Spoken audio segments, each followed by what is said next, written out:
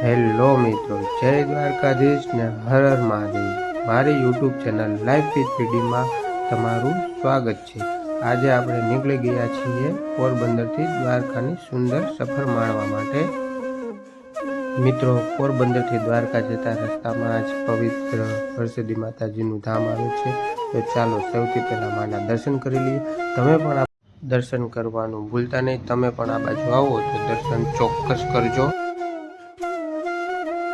ચાલો તો અમે પહોંચી ગયા છીએ, તો અમે દર્શન કરી લઈએ. માતાજીના અદ્ભુત દર્શન કરીને ખૂબ જ ધન્યતા અનુભવાય.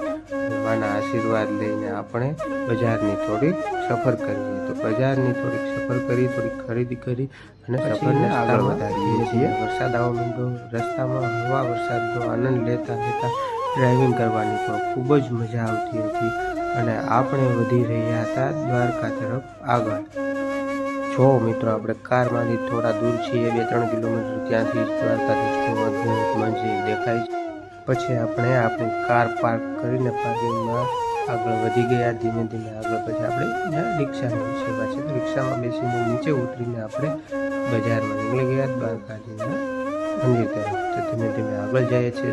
જો લોકો સુંદર મજાનો નજારો, દ્વારકાધીશ મંદિરની ધજા દેખાઈ રહી છે અને હવે આપણે મંદિરમાં પ્રવેશ કરવાનો છે. તમને અહીંથી જ મંદિરના દર્શન કરાવી દઉં છું. અંદર મોબાઈલ લઈ જવાની પ્રથા બંધ છે, એટલે દ્વારકાધીશ મંદિરના મનમોહક દર્શન કરીને મન પ્રસન્ન થઈ ગયું.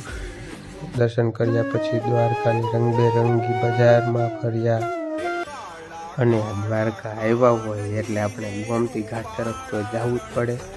ગોમતી ઘાટના પવિત્ર પાણીમાં ઘડીક બેસીને મનને અદ્ભુત શાંતિ મળી. જય દ્વારકાધીશ. જો વિડીયો ગમ્યો તો લાઈફ વિથ પીડીને સબસ્ક્રાઈબ જરૂર કરો.